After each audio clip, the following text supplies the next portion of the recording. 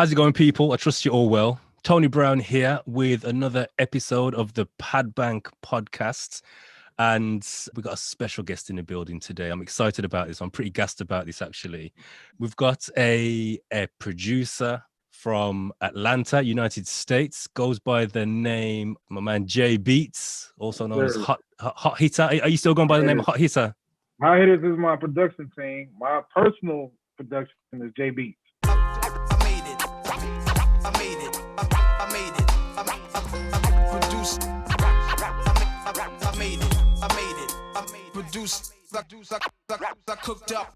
Okay. So J Beats, welcome to the Padbank podcast. It's a pleasure to have you here, man. I appreciate you. Yes, sir, man. I'm getting really geek. Zooming in all the way from Atlanta. So how are things out there, man? How are things out there right now? You know, Atlanta, man. It's getting back to somewhat type of normal, music wise. We're still trying to do some things here, so it's getting back. You know, it's getting back. But yeah, it's still slow motion, but we're gonna press through this. Yeah, man. Yeah, 2020 is proving to be a challenging year, man. But that's for sure. What I found, you know, like with all the challenges of, you know, the lockdown and just everything else going on, what I found is that the creatives seem to be flourishing right now. You know, I mean, it's almost like the lockdown suits the lifestyle of the creative because all the distractions are gone. You know what I mean? Like for me, I'm a family man. You know, I was taking my son to football. I was taking my kids here and there. And now all that's kind of suspended for them for a minute. I've got more time to be in the studio. I've got more time to make beats. I've got more time to dig for samples. Do you get what I'm saying? So me personally, I feel like it's somewhat of a blessing. How are you coping with the lockdown and the current situation creatively? I'm like you. It's a blessing. When we shut down, it just gave us time to start diving really into your craft.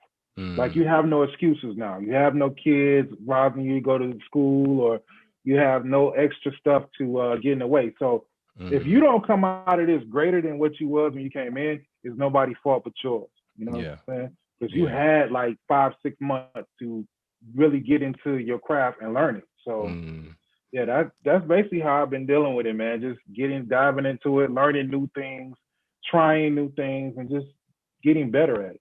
Yeah, man. So as much it's a struggle, you know, for me, I really I feel like I've been making some of the best music I've ever made. You know what I mean? I feel like I've really got that free and flexible time to make that music. But yeah, man, that's good to hear. I'm glad, you know, I'm glad you're well. I'm glad you're healthy. You know what I mean? And you know, just to be transparent, this is the first time we've met. This is the first time we've touched bases, and so we met via a Facebook community. You know, I've reached out to say, yo, I'm looking to interview people who are on the production scene. Obviously you responded to that, but you know, I mean, in this conversation, I want to learn more about you. You know, I mean, you're a producer. You're from Atlanta. You know, you're a drummer, a music director, music producer. Tell me a little. Give me some background, man. All right, man. So I started as a drummer in the church. Okay. And then I got moved around playing for. I got introduced into stage play like Tyler Perry.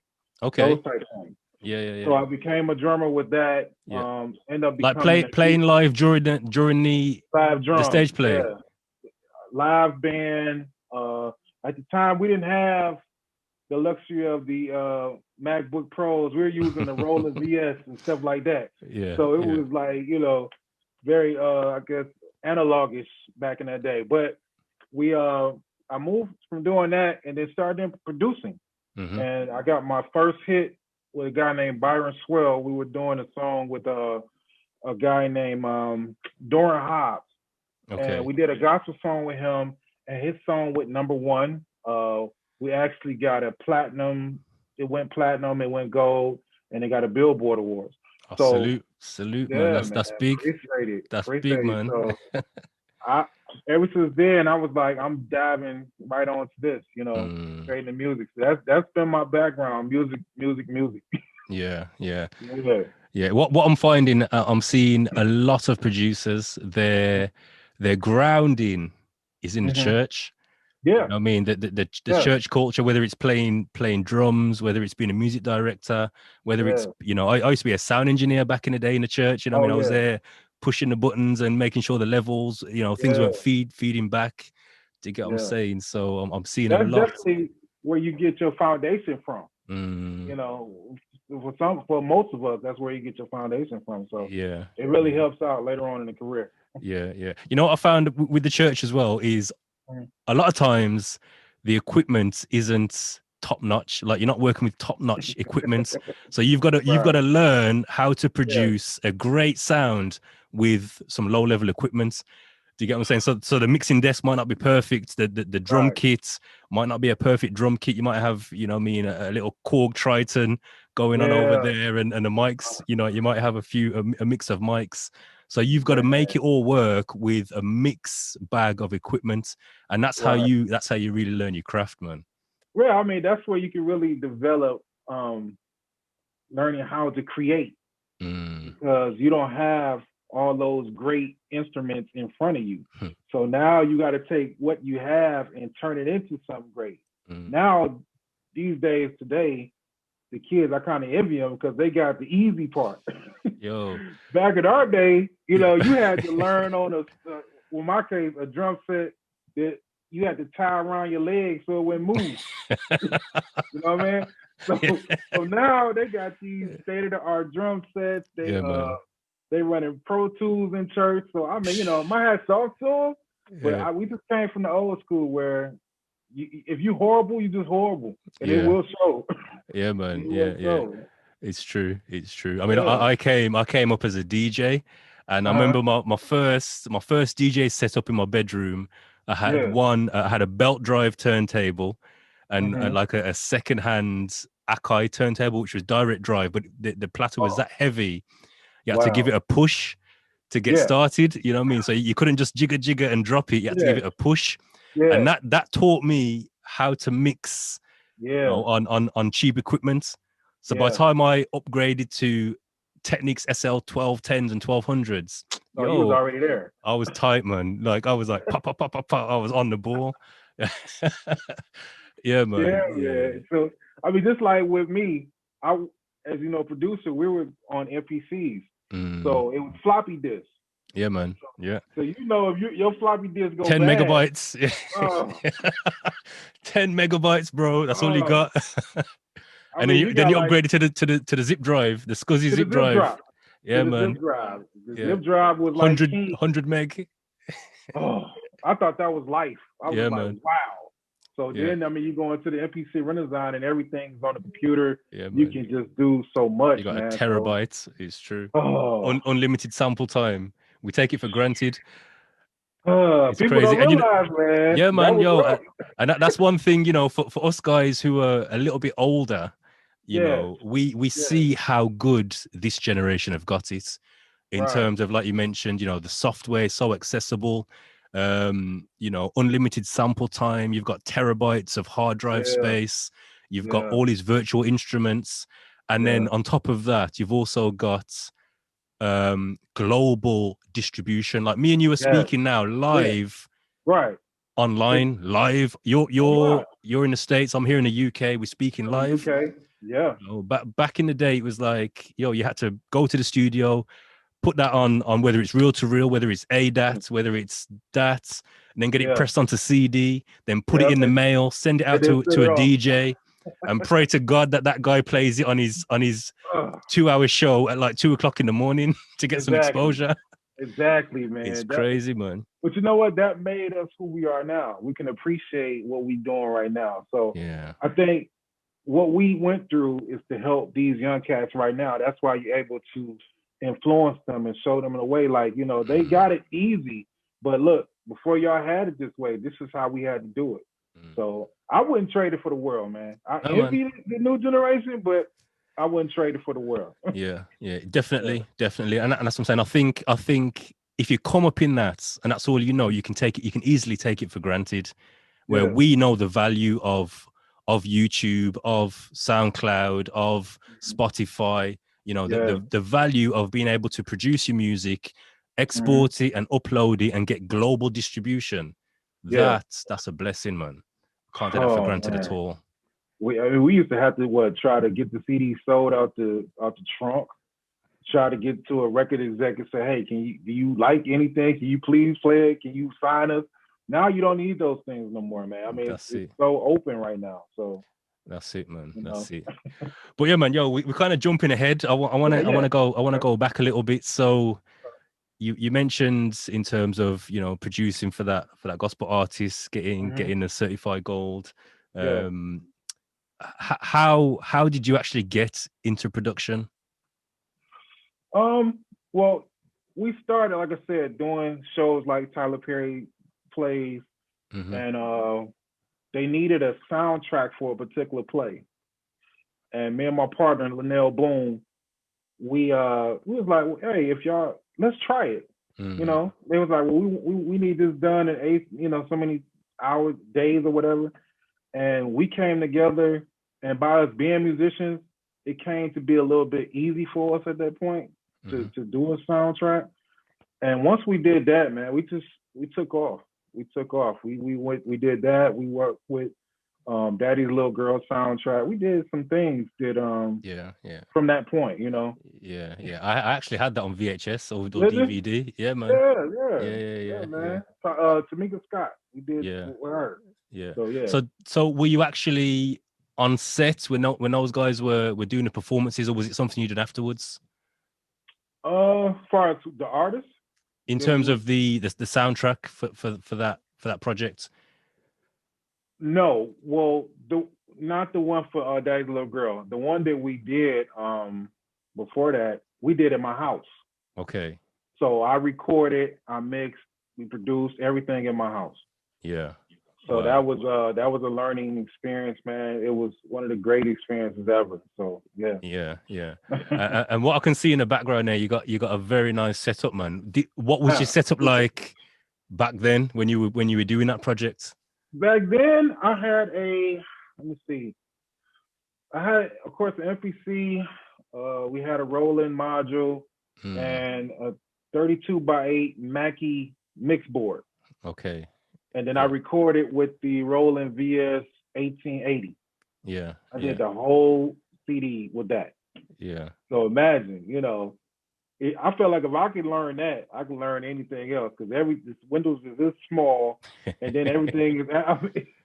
I didn't know how, because Teddy Riley is the one who introduced the Roland to a lot of people. Yeah. So when he was doing it, I was like, how, you know, I need to get into that. That looks pretty dope. You know what I'm saying? So I learned it. It was challenging. Yeah, it wasn't nothing like we got here. Yeah. We probably could have did it in one day here with this stuff. Yeah. But back then it took, man, like 2-3 months to do. So, yeah. And that's it. Like you said, man, it's crazy. Like comparing what you had to do to achieve what you can achieve today on one tool, what you had to do back in the day to do that. You know what I mean? I remember the first time I went to a studio and the first time I started, I got into music production. It was a Boss Dr. Rhythm drum machine. I had to create the drum sequence on that. I had to record the drum track down on the reel-to-reel, rewind it, play it again, play the bass line live on the keyboard, hope to God I don't make no mistakes, run it back, play it again, play the chords on there. And them times, I can't play the keyboard, but I'm just trying. I'm just trying to get a sound, you know what I mean? So where nowadays, you know, you can do all of that in one piece of software on one screen with one wave. That's it, man. It's crazy. One wave will take it there. So it's fun. So what year was that, and what year did you start producing? Well, when we started doing that was back in 1998. Okay. Did that back in 98. Yeah. And before that, how long had you been producing before that? Before that, we probably was about 2 years into it, really just figuring out what to do, because he's a keyboard player, I'm a drummer. Yeah. So, you know, we just came together, and about 2 years into actually saying, okay, we got the hang of it now. So that's how I came about with the soundtrack with 2 years before. Yeah, man. Yep. So going into that, I mean, so we're talking what, 96, say around 96? Yeah, around the same time as me. I started producing 95. I got my first MPC 97. So around about the same time. Who were some of your production influences leading up to that? Or just general musical influences? Musical influence producing wise, at that time, Rodney Jerkins was coming out. Yeah, Dark Childs. Yeah. Yeah, Dark Child. Then you had, of course, Teddy Riley. I was big into Jimmy Jam and Terry Lewis. Yeah, legends. Legends, man. Babyface. At that time, Timbaland was just coming out with the leader whole thing, so it was so much new sounds coming in that area. So you just like, I love all of it. You know what I'm saying? So if I could just capture all of that into one, that was my whole thing. And then I want to say around that time you getting into Neptunes a little bit. So they just blew my mind. Neptune was just I couldn't believe what I was hearing. So those are definitely my producing influences. Yeah, man. And let me say this, I'm from Detroit. Okay. So being in Detroit, it's so many great musicians there. And I was around so many great ones. So I mean, you got Motown, of course that was before my time, but the linger of it as far as just the musicians that played on that, all the stuff you heard. Yeah. I knew some of them guys. Yeah. So just to hear their stories from that, just it blew my mind, man. Yeah. I mean, growing up in that environment, the bar is already here. The bar is already high. So you can't come with nothing lesser than, you know what I mean? The expectation is through man. the roof. Yeah, man. Yeah, I mean, obviously, for me being in the UK, we saw that from a distance. You know, we had that imported. And it was like, yo, that sound and you know the authenticity and the, you know, what I mean, the soul in that type in that music. It was like, yo, how can we recreate that? You know, what I mean, and for me, it was a lot of it was sampling. You know, it was sampling that type of music. Well, you mentioned Timbaland there. You know, in the 90s, I remember the first time hearing, I was in the back of my friend's car and we were just driving around. It was like a Friday night. We were just driving and smoking, whatever. And I remember hearing Aaliyah's album. And I remember sitting in the back of the car thinking, what is this, man? I've never heard that. Boom, boom, boom, boom, boom, boom. And I was like, what is this? You know what I mean? I came up on like proper hardcore hip hop and I heard this and I'm thinking, yo, it's hip hop, but it's R&B, but I'm still feeling it. Like, what is this, man? And you see, from then, I was really a fan of Timbaland, and also you mentioned the Neptunes as well. In those days, from what I can remember, everyone had a unique sound. You know, everyone's sound was like they didn't need producer tags because everyone's sound was their tag. Timbaland's sound was Timbaland's sound. Neptune's sound was Neptune's sound. You didn't need a producer tag. No. How do you feel in terms of, you know, moving forward today? A lot of what we hear does kind of sound similar, which requires the tag to say so and so made this because it sounds similar to everyone else. What are your thoughts on that, man? It's the copy and paste world we living in right now. Everybody's, if it's hot, they want to recreate what was already out. So it's no like origination where you can come and you can know different producers from this producer. I was just listening to a Trey Songz, I think it's Trey Songz new song Circle, and it sounded like something that what's his name, Chris Brown had done. Okay. And I'm just like, where do we separate the two? And because like you said, back in those days, you knew a Timbaland beat, you knew a Dark Child beat, you knew, but just now, you don't know who's doing what. So I personally think that era of music will come back around. I think real musicians it will come back around. I just think we're in a phase right now, and for the people who is doing it right now, as far as that sound, if they don't learn to do something else, they're gonna lose. They're gonna lose out on what's coming next. Yeah, yeah. I personally think it's gonna come back around. Yeah. Yeah, and I think like with recent releases, I mean, I recently reviewed Nas's new album, King's Disease, and although he's working with, you know, Hitmaker, who is a Hitmaker or Hitboy?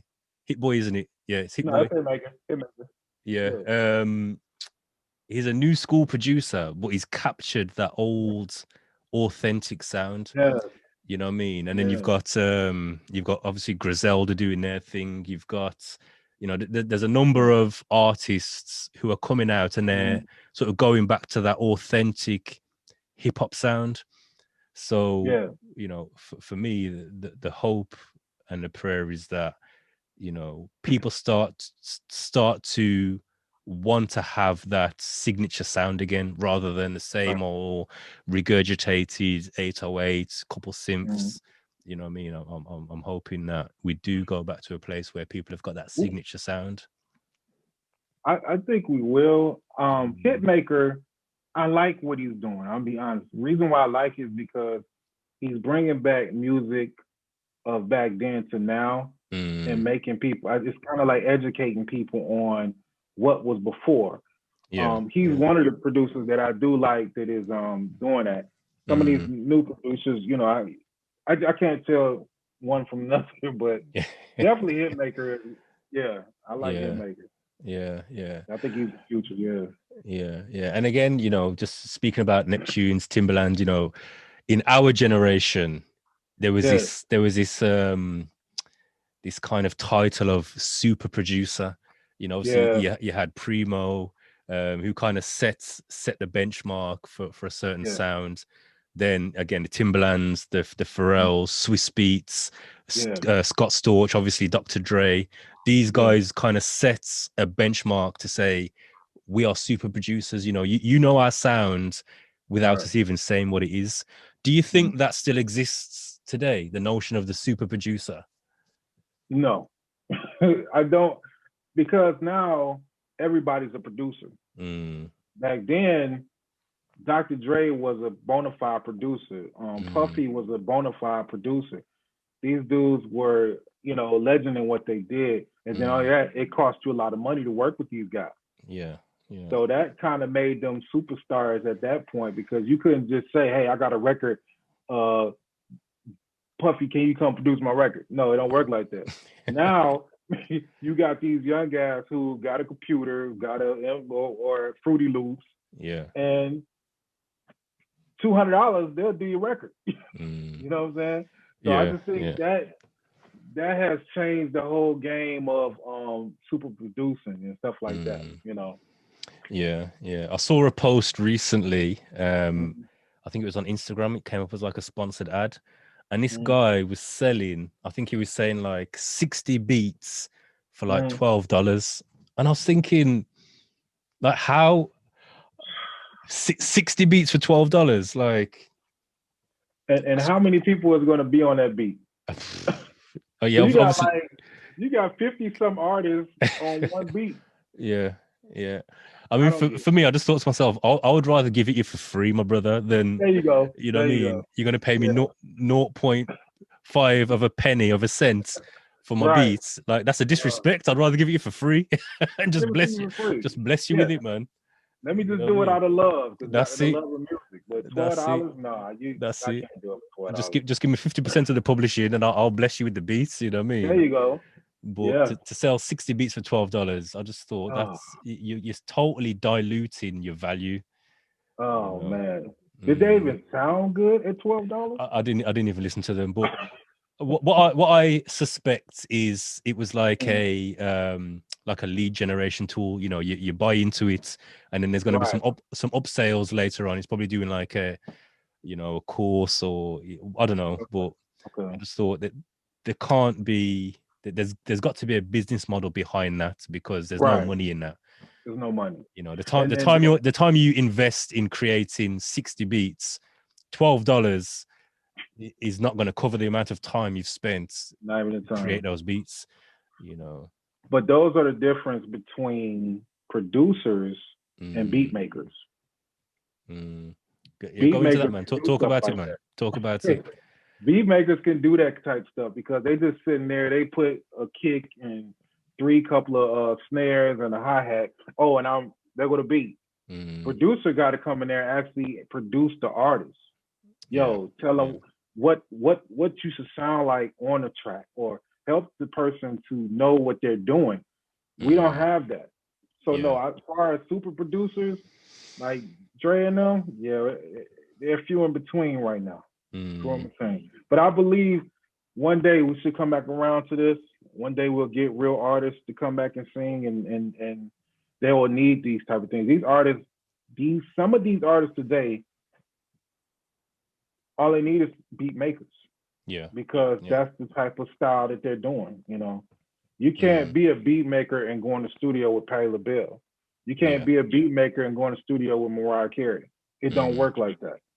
So, but you know, it's each his own, man. I'm just old school. I'm a producer. I'm gonna be in the studio when we're doing vocals. I'm gonna be in the studio when you writing. I'm that guy. So how do you find? So obviously we're in a virtual state at the moment. It's very difficult to. There's barriers to getting into a studio with artists nowadays, and also a lot of artists nowadays are used to just send me the beats, I'll record my vocal, I'll send you back the vocal. How do you find the collaboration and recording process in this virtual world? Do you still try to get the artist in the studio where possible, or is a lot of it done online?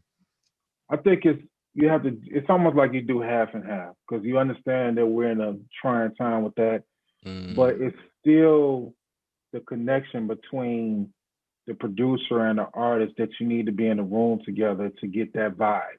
You know what I'm saying? I've had artists say, well, just send me the beat, I'll do the vocals, and we'll go from that. That works sometimes.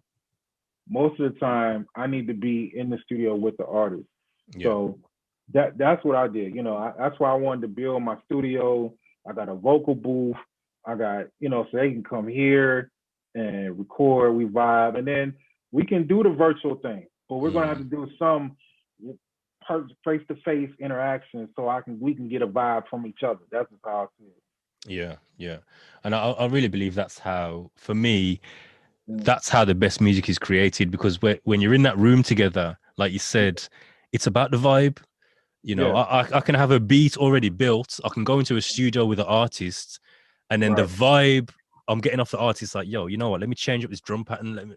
Let me make this arrangement different just to suit the vibe of the room of that moment. Exactly. Virtually, you're not going to get that. If I send a beat to a man and he just sends me back his bars or his verses, I don't know what vibe he was on when he was recording that. You know, exactly. I've got to try to, recreate or feel the vibe from what he's spitting, and then make the arrangement based around that. But there's nothing better than being in a room and you're sharing that experience, you're sharing that moment. Yeah, because I think the vibe it creates the record, and it's not robotic. Yeah. When you're in there together, there's emotion. There's conversations that brings up different styles and different writing skills of the song. So you definitely want to be in a room together. Yeah. Do you think? I mean, you bring up a good point there. It's about capturing that moment. Do you feel like the industry? And again, this is a bigger conversation. You've got the culture and the artistry versus the industry. Do you think? Okay, let me put it this way. This is what I think. Yeah, I think capturing the moment, capturing the vibe, capturing that moment of time, that's where the best music will be created, regardless of whether it's going to be a platinum hit, regardless of whether the industry is going to embrace it. That if you can capture that moment and capture that vibe and that feeling of that time, that's going to be timeless. You know what I mean? Where if you go into the studio thinking, right, yo, we need a top 10 hits, we need this because we need a single for the next album, for the next project. I think that robs you of the opportunity to be free to just capture whatever. You know what I mean? Like for us, we've never met before. If me and you got into the studio and our initial meeting was, yo, we need to make a top 10 hit, brother. Straight away, we're going into that session tainted. Where if it's like, yo, bro, nice to meet you. I'm glad to connect. Yo, what you want? Yo, I'm on this. Okay, boom, let's do it. Right. You know what I mean? I think music wasn't created to be stressful. Yeah, and I think that's what you're doing. You're putting stress on the creativity.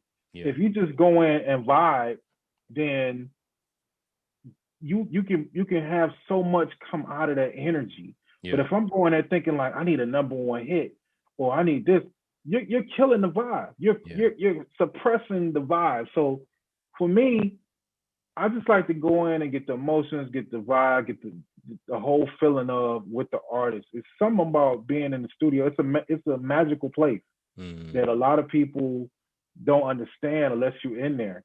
Yeah. Like to me, it's no better place in the world to be in the studio making music and producing vocals and making songs. No better place for it. So yeah, I mean, you definitely putting stress on the creativity when you do that. Yeah, definitely. I mean, like right now, where I am in my production journey, there's no pressure. I'm not trying to make a hit. I'm not trying to get a record deal. I'm not trying to impress anyone. I'm just making music that I enjoy and that I love, and I feel like I'm making the best music I've ever made. Yeah. Because there's no pressure. You know what I mean? The bills are paid, the family's taken care of. Now, when I come in the studio, it's like, yo, what do I want to make today? What am I feeling? What mood am I in? What do I want to express? Yeah. And I think if the industry would allow or accept artists at that point, we'd be flourishing, man. We'd be flourishing. But it's so much for the artists. They want them to make them millions so quick. So they just put that stress on the artist and the producer. So it doesn't work like that. Yeah. It doesn't, Yeah. And it goes back to what we're saying in terms of like, those super producers. Those super producers became super producers because they broke the mold of the time. They were just expressing what they believe to be, yo, this is hot. And I'm feeling like this. When you listen to what Timbaland was doing in those early days, it was like, I ain't never heard anything like this before. Yeah. And when Pharrell came and it was like, yo, what is that? Right. When Swiss Beats came, it was like, he's really breaking the mold here. Yeah. And that's what put them on that pedestal to say these are super producers. And then when that became successful, the industry was like, okay, that's now successful. Everyone else followed suit to say, okay, let's make a Timbaland type beat. Let's make a Pharrell type beat. And then everyone started running to that because that's what was successful. That was successful, yeah. And I think, those, and again, this is just my advice to any young producers listening to this right now. Yeah. You want to be a super producer, break the mold, do something risky, do something different, and watch what happens, man. Yeah. I mean, I think, like I said, with the Neptunes, when they came out with I Hate You So Much Right Now, everybody was like, that's weird, but it's dope. You know what I'm saying? I say, be weird, be strange. There's a lane for you. Yeah. But you have to stay in your lane. Yeah. That's the whole thing. Be different. Don't try to be like everybody else. Make your own lane and stay in it and drive it to success. Yeah. And it's difficult. Where I think when you look into the industry, it's difficult to do that because you're looking at what has been successful rather than who am I and what am I bringing to the table.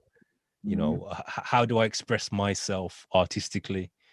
Yeah. You know what I mean? And I think when you get to a point where you don't care about the industry, you don't care about becoming successful, you just express yourself artistically, that's when success will come. Yeah. I tell people all the time with that, if you focus on the success part of it, you're going to lose sight of what you're supposed to be. because you're doing music to pay a bill, or you're doing music to have a Bentley and stuff like that. That's not what it is. You do music because you love music. That's why the music from back in the day still sticks on the wall, because they did it because they loved it. It came from a passion. Yeah. It didn't come from, we just need a hit. No, it came from that soul, that inside of them, to make that music stick on the wall to this day. So yeah. Are you familiar with a group called Tank and the Bangers? No. Yeah. There's this group. They're called Tank and the Bangers, and I first came across them on YouTube on NPR Tiny Desk. Okay. And bro, this group. So it's like two female vocalists, and they've got a band backing them, and it's like a mix of, how can I say, like a mix of Erykah Badu, Jill Scott, Dilla, and like some like quirky, like George Clinton type stuff. It's funk, it's hip hop, it's neo soul. It's just a collage of soulful, you know what I mean, like a soulful sound, and it's off the wall, like it's different. And bro, when I saw this, I thought, yo, it's different, it's funky, it's a bit quirky, it's a bit like, whoa, it's a bit left field. It's so unique, it's amazing. Wow. And I got to get on that. Yeah, man, Tank and the Bangers, definitely check them out. Check out their Tiny Desk NPR. It's on YouTube. So they basically, I saw that on NPR, and then I found out they were touring in the UK. This was like 2 years ago.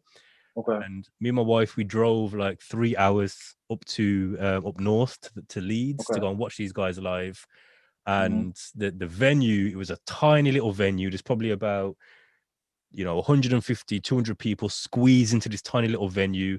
The stage was like this high. You could literally touch the drummer. You're making eye contact with the lead vocalist. Right. But it was one of the best shows I've ever been to, because it was organic. It was soulful. And I was like, yeah, man, these guys are going to go far. And they've blown up now. Wow. They're touring. Well, obviously post-COVID, they were touring all over the world. They were doing festivals. They've amassed a massive following. But it's really like left field, like different type stuff. It's like spoken word, soulful stuff. So yeah, man, it was nice to see a group breaking the mold. You know what I mean? Yeah. We don't have too many groups like that now, but that reminds me of somewhat of kind of like a Lucy Pearl. Yeah. Same kind of thing. Yeah, Lucy Pearl. Yeah, I would love to hear something new like that. That's good. Yeah, it's a shame that didn't continue. Yeah. Lucy Pearl was, man, that was different, but great. Great. Yeah. So let's jump back into you as a producer. Talk us through. Currently, again, I can see you set up right there. I'm slightly envious. Talk us through your sort of your standard production process. When you feel like, yo, okay, we need to get something built. You go in the studio, you turn everything on. What's your standard creative process look like? For me, most of the time when I'm driving or anything, I hear a melody in my head. So I try to keep that melody in my head and get home and try to track it out. But most of the time I come in here and I turn the equipment on and I chill for a minute, just having it on, listening, come on. Then I'll just start pulling up, sounds and just going through the sounds, seeing what catches my ear. I have so many sounds. So I go through the sounds, see what catches my ear. Yeah. And if something that catches my ear, I just start a beat, Yeah. I start a beat. Where are you pulling those sounds from? Are we talking splice? Are we talking samples that you've previously sampled? Are we talking? This is previous samples I've had. Sometimes I'm new to splice. My partner just got me on the splice. So I've been checking that out, and that's just been a world of open, just like, wow. Yeah. All these sounds, and you said they, what they call them, we're not free, but you don't have to, no royalty free. But yeah. I was like, woof. Yeah. I can put this on a track and they got to worry about being sued. Oh my God. It's a bit of a game changer. Man, let me tell you, one day I sat down here literally for 5 hours just going through Splice, putting sounds and like, so yeah, and then they told me something new about something from, I think it was from Apple. It was something else a guy was telling me, my boy Dave was telling me about, but he let me hear some of those sounds and I was just shocked. Like, wow, wish we had this back in the day, but you know. But yeah, that's pretty much my process, man. And with my partner, I'll do the beat. I'm like the Pharrell, he's the Chad. Okay. So I'll do the beat, I'll send it to him, and he just color it, and it just, you know, makes it sound gravy. Yeah. Yeah. So, and then once the artist gets involved, how does that work? Is it a case of, again, you know, you would bring them in, you'd work around them, or is it a case of just sending them the beat, letting them do what they do? How does that work once the artist gets involved? Well, most of the time, like right now, I'm working with Ishi. She was with the rest of development. Okay. And she has her own company right now where she artist development. She does those type of things. Yeah. And she's hooked us up with this girl named Bobby. Yeah. Bobby is a very young artist, but she loves the 80s. Yeah. Sorry, so, can we just pay homage to Arrested Development? Because I think I really think people don't acknowledge how groundbreaking they were and how again left field in a time where everything was, I mean, back in them days it was, I'm trying to think who was out them times. You had Pete Rock, you had Black Moon, everything was quite hardcore, and then they came with a totally different sound, but they provided us with anthems. You know what I mean? Can I say they created what we call now vibe? Because the vibe was just so different, man. I mean, everyday people was just like, bro. Listen, I was a hardcore hip hop DJ. I was playing, like I said, Black Moon, Pete Rock. You know what I mean? I moved on to Wu-Tang, like Mobb Deep. However, that song would always be my playlist because it was an anthem.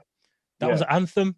It was like, you know what I mean? It was like call and respond music. Yeah, you get what I'm saying. You're playing that on the main stage, and then when the singing comes in, you drop it out, and the crowd singing, and you drop it back in. Oh, yo, it was I don't care what mood we're in. If you hear I'm everyday people, you just like, I'm good. Yeah, I'm good. You bumping, so bubbling. But yeah, man, she's working on her own project now, and we did a couple of songs with her, a couple of remixes with her about a year ago. That's out on probably SoundCloud and YouTube. Okay. So yeah, that's back to what your question was. Yeah, we pretty much come up with a sound or a beat, or we talk to the artist and they tell us what they're trying to do, and we try to bring that to life. You know? Yeah.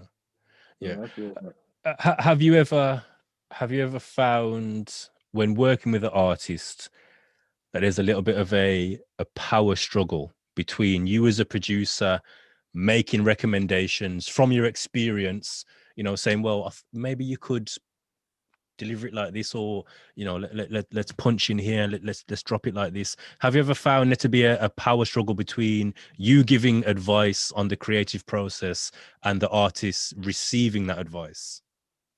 No, because pretty much the artists we work with, they have a mutual respect. So if I hear something is not right, they're gonna definitely say, okay, well, let's try it that way. Or I did something they didn't want, they were like, well, let's see if we can do it this way. I think it's just a mutual respect. I try to stay away from artists who you can't help, you know, or respect your, you know, producing skills. We got a guy who we work with. We did like 10 songs with him. His name is Robert Curry. He worked with don't get me wrong, what is the name of the group? Day 26. Remember Diddy group? Yeah. From Making a Band? Okay.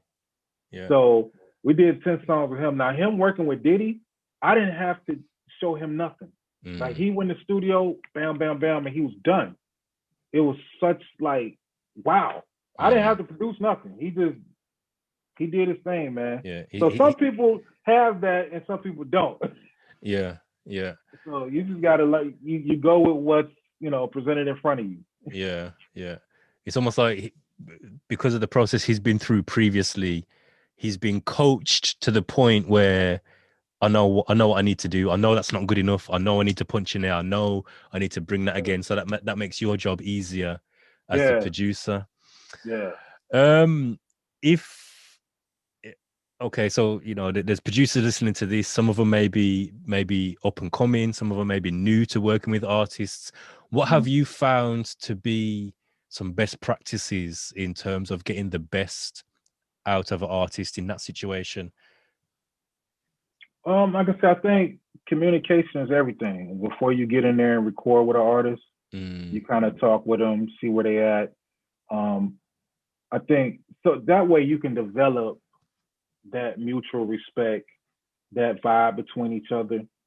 So when you get in the studio, it just pours into that. You know what I'm saying? Yeah. Some people haven't met each other and just get in the studio and they clash. Yeah. And it's like, you know, we all know studio time is precious. Even though it's a magical place, it costs money to be there. So someone's covering the tab. Someone's paying the bill.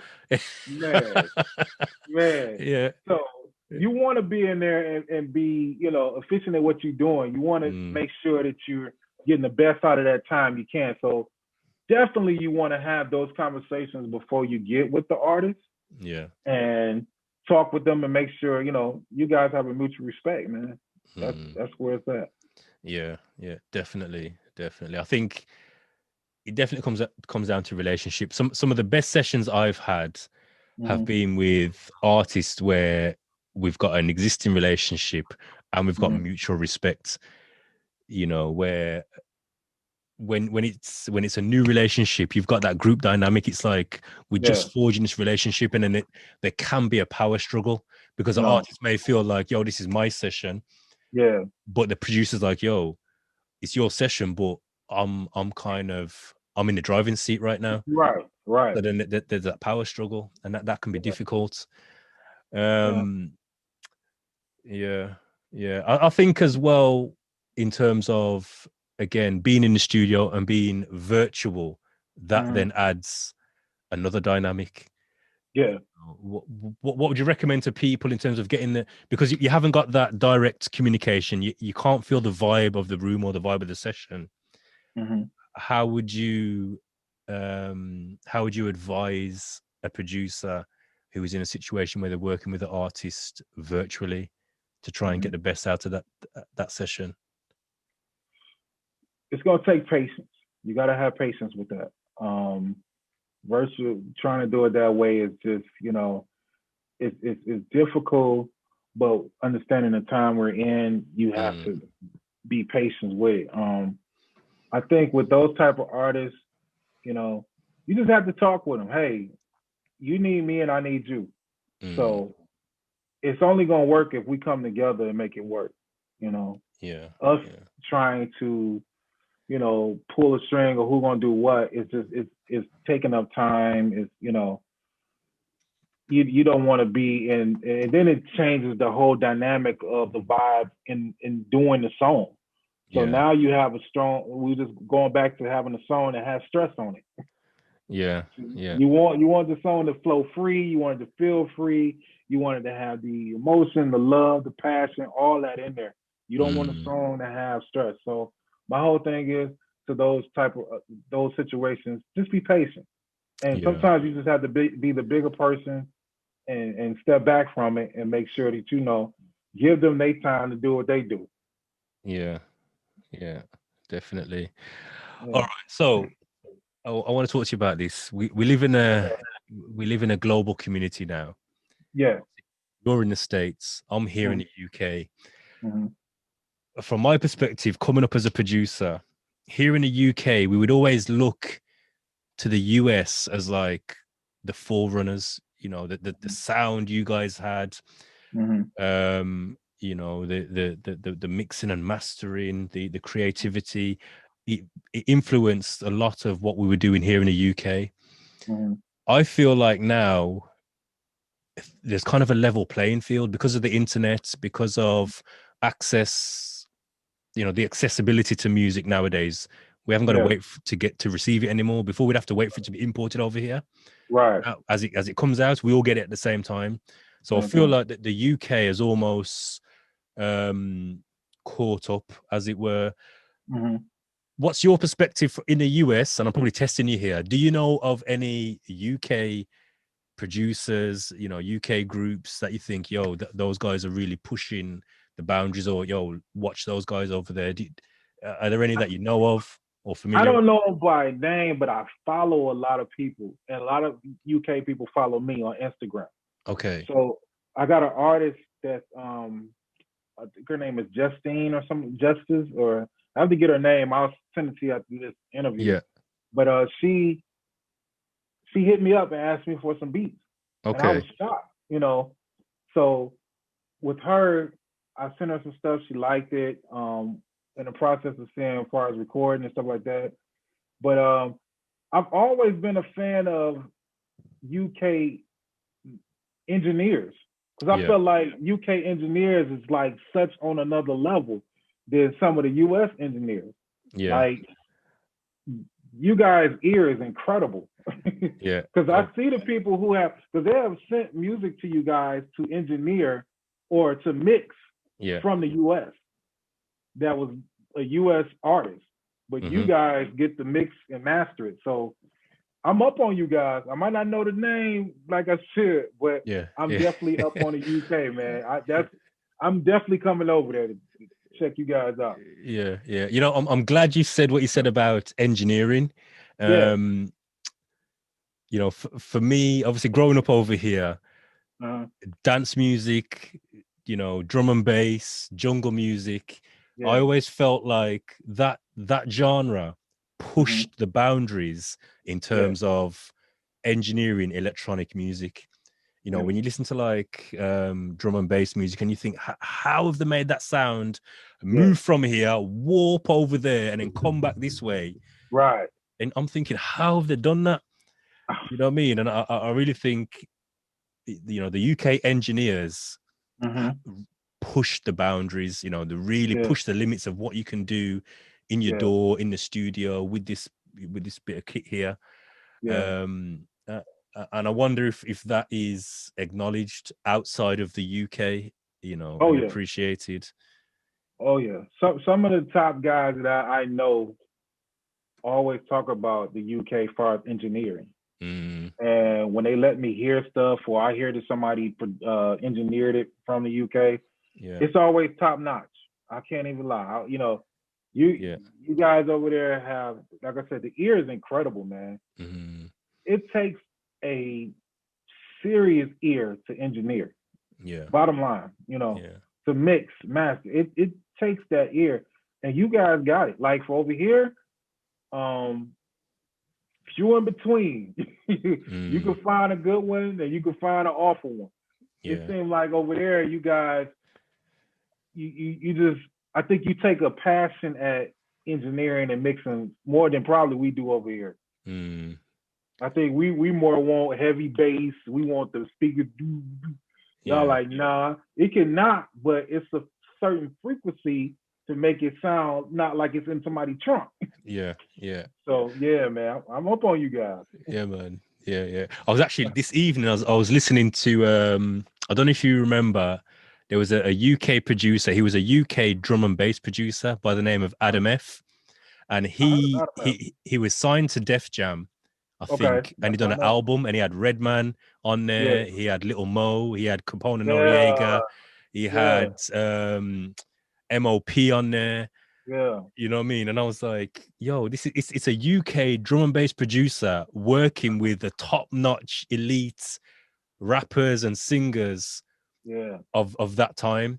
And again, I was listening to a track, I was just going through the album today, and I was like, yo, this was ahead of its time, man. When you listen to the soundscapes, you know what I mean, and the size of it, it just sounded, much bigger than what was out at that time. Yeah. I think they go back to what we were saying, where making your own lane. Now, that's a plus that he's from the UK, but you still had to come and be different than what's already out. Yeah.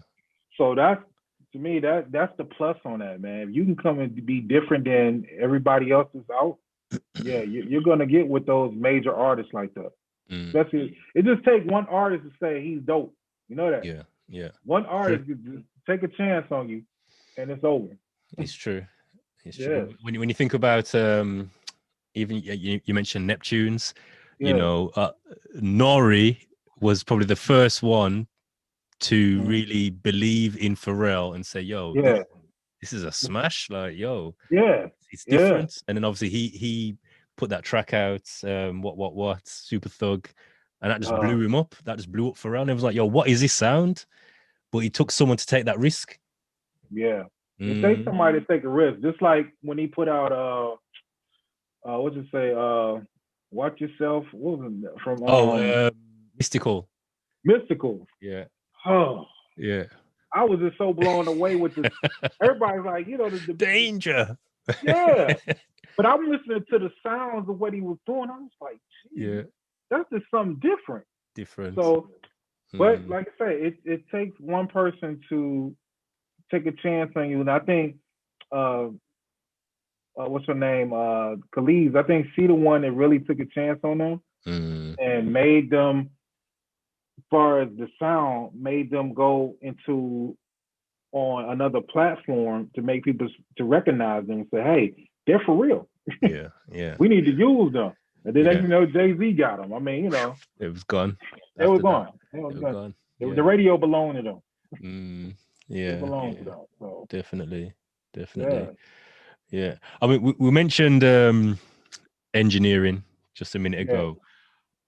What's your approach to mixing and mastering? And how important is that to you in your production process? It is the life of the track. If it does not sound great, if it does not sound good, I don't care how dope the beat is. If they can't make it sound good in the mix or in the master, it's just another beat. I think it's just the lifeline to the beat. So it's very important. And you have to be very sensitive to the sound or what you're doing to make sure that it's top notch. That's why it's very important for you to be with great engineers and sit up under great engineers. I got a guy who part of my team, his name is Money Carlo. Yeah. Now he's an artist, but he's an engineer. This dude, he didn't go to Pro Tools school. He didn't do none of that. He just learned on the whim and he got it. Another guy named Clean here in Atlanta. Dude, he didn't go to no school neither. He just learned it. And they got it, man. Yeah. It's amazing. But it is the lifeline. It is the lifeline. Yeah. So when you're producing a track, do you do a mix as you're going through the production process, the creative process, or do you just create knowing that later on somebody's going to mix and master this?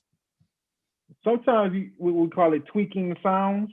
We'll tweak the sounds if we hear something that's can make it a little more defined or make it better. We'll tweak it. But most of the time, I do the beat, create, and then I know the people who I can send it to make it better.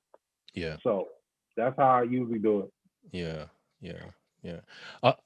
For me, I learned very early out, like my entrance into production in a studio setting, I was quite spoilt. I hooked up with an MC. I became his exclusive producer. He had an independent record label. We had a joint venture deal with another a subsidiary label. So we were spoilt in terms of we had access to studio.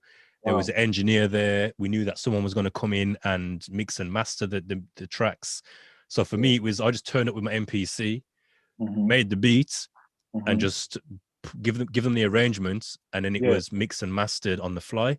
So I never there was no necessity for me to mix and master. It was just turn up, make the beats, do the arrangements, record the session, and then go. Do you get what I'm saying? But I'm seeing more and more now the importance of at least knowing that process for yourself. Knowing how to get your kicks up front, and knowing how to get rid of that certain frequencies and where things should sit in a mix.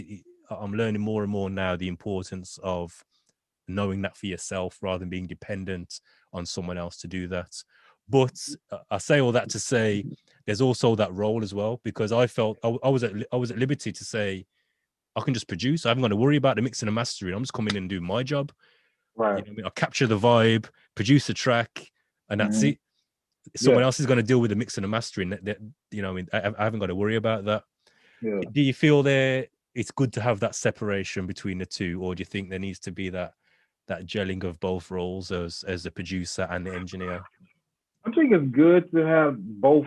To be honest, right now I'm getting more into it as far as mixing and learning the mastering. I just started with Melodyne. Okay. And learning how to use that. So I think it's important. That way you're not just one track. You know what I'm saying? Yeah. You can do it all. You can do it all. And then it can save you, as far as money wise. And I would say that to the young producers, get into that stuff, because that saves you, spending out money to get engineered and all that. You can do it. So now in my later years of the game, I'm doing it. I'm starting to mix and record and all those type of things. So yeah.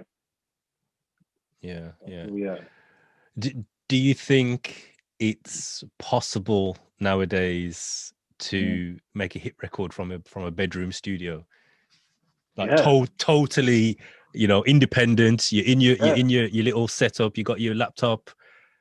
You bring the artist in. Most definitely, I really do. The song that went platinum, I made it in my apartment. Wow. I mean, I was in a, my wife was living in a 2-3 bedroom apartment. Yeah. And the guy came over and said, I got this song I want to work on. And we did it in that little room with the closet, sent it to Nashville. And next thing I know, man, it's one of the #1 gospel songs in the world. Wow. So the environment doesn't mean anything. Yeah. It really doesn't. It's just about the creativity, what you got in you and what you can get out of you. So yeah. And you can always improve on that. You can capture a timeless, momentous song, like you said, in a closet.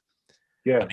Acoustically, it might not sound like what's on the radio, but the essence of the song, the structure of the song is a classic hit. Yeah. It can get mixed and mastered later. You could re-record it, but don't get consumed by the sound quality, thinking that it's not good enough. Yeah.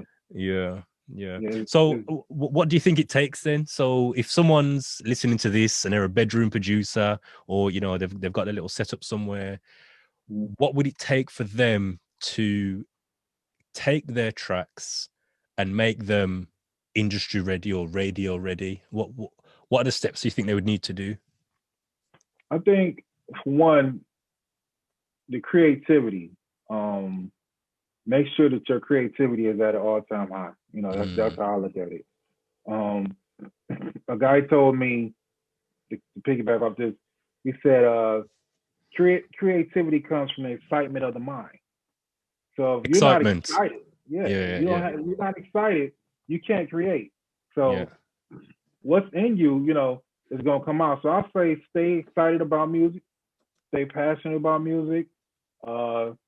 As far as the technology part of it, technical part of it, you definitely want to have the right sound bank. Make sure you a bank that you love to use, or try different sounds, and get into engineering. I'm telling you, every producer, get into engineering, get into mixing and mastering, because those are the things that's going to help your sound go to the next level. Don't depend on nobody else. Do it for yourself. So, yeah, that would be my advice to these guys. Get into it and learn it. Just learn. Sit up under somebody. You know, it's not always you got to go to a school. I got, like I said, 2 guys that I know that never went to school, and probably the people who went to school, they probably could mix them under the table. Yeah. So it's just about getting with the right people, man. Yeah. How important? I mean, I think I know the answer to the question, but for you, how important is it to spend that time and invest that time in learning your craft, learning your tool, learning your door? You know, how important is that? Because the reason I ask, sorry, is because obviously we're both in a number of Facebook groups, producer groups, etc. And what I see is there's a lot of people looking for shortcuts. You know, what door should I use? Can you recommend any sound packs? Can you, you know, everyone's looking for a hack or a shortcut. Talk to us about the importance of investing time in the craft. Well, it's one of them old sayings, you get out what you put in. Yeah. So if you're not putting in the time, if you're not putting in the research and trying to, you know, better yourself, you'll be stagnated. You know, back in those days with let's say Timberland and Rodney Jerkins and them, they made their sounds. They went out to the junkyard beating on stuff, making sounds. They didn't need no sound pack. They were the sound pack. It's true. So you have to get into being more creative than just letting somebody else create for you and then you putting it to your stuff. No, get out there and create your own stuff and be your own sound. Yeah. So it's highly important. Highly important. Yeah, definitely. And I think, you know, sometimes I do get a little bit frustrated when I see some of those questions posted in some of those groups, and I just think, bro, you don't know, man. You know, I might post a video in the group, man. Yo, that's dope, or that's this, and it's like, yo, I've been doing this since 1997. Right. I've been digging and chopping up samples and flipping samples since 97. You know, so this isn't something. There's no hack.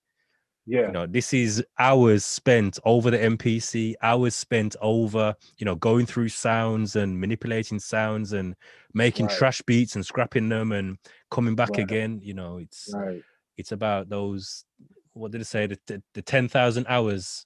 That's what it's about, man. I saw something where I don't think people realize how long it takes to actually produce a track, especially I know with me, the different sound that I hear. So I have to go through snares. I have to go through kicks. I have to go through hi-hats. I have to go through all these different sounds to get the right sound.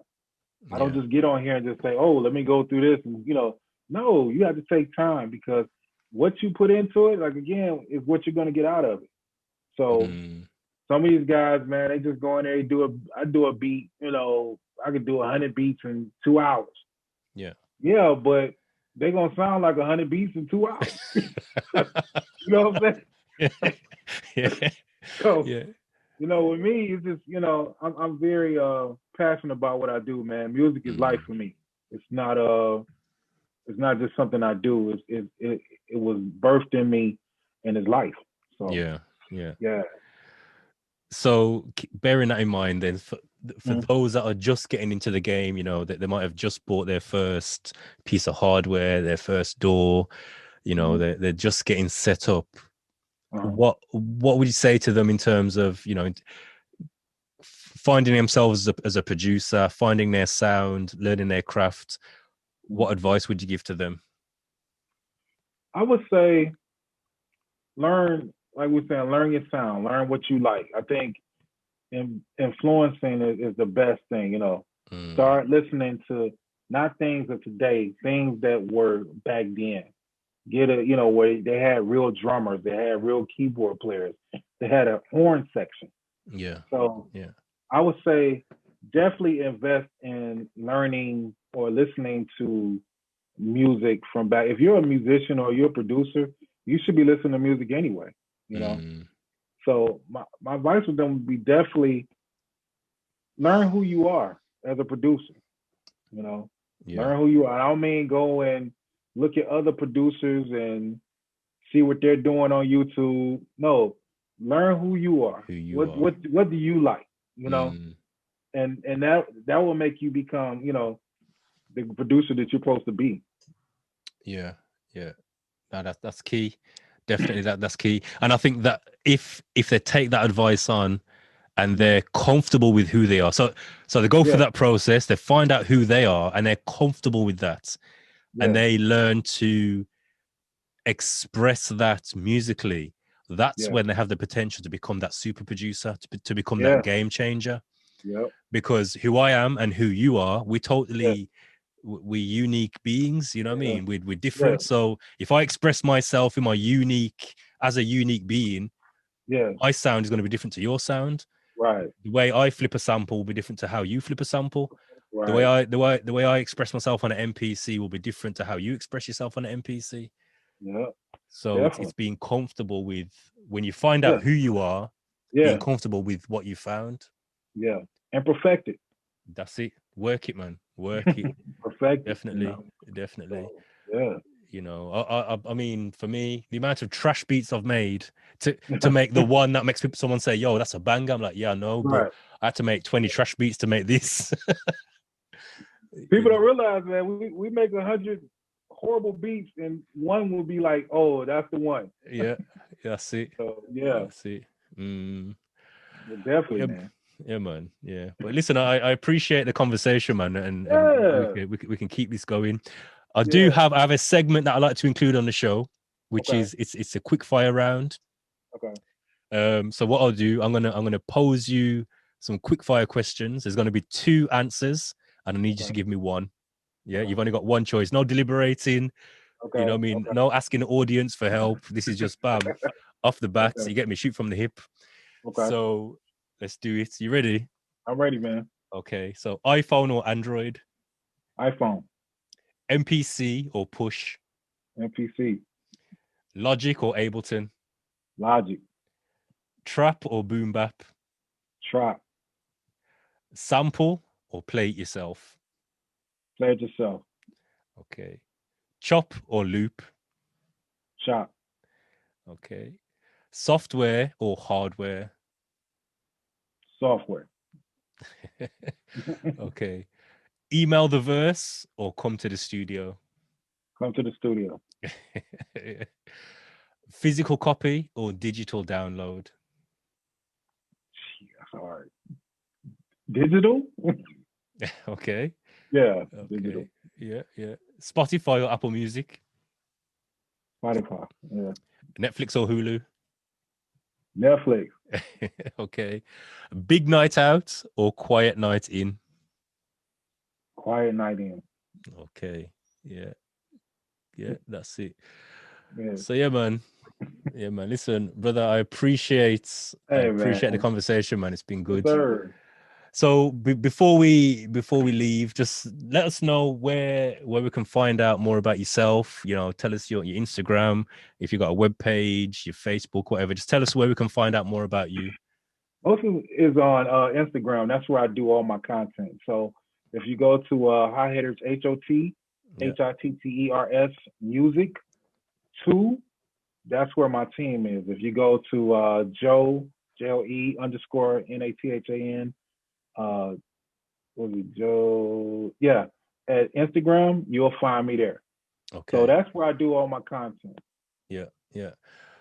Well, we'll make sure we link up all your social profiles in the description for this episode. And listen, brother J Beats, I appreciate you, man. I appreciate you having me. We'll continue to build as we move forward. And make sure you hit up J Beats. Make sure you hit up hot hitters online. Yeah. And listen, brother, take care, stay safe. I appreciate it. You do the same. And we'll definitely connect again soon. Yes, sir. Salute, man. Thanks a lot. Yes, brother. Take care, man. God bless. Take care. I made it. I made it. I made it. I produced. I made it. I made it. I produced. I cooked up.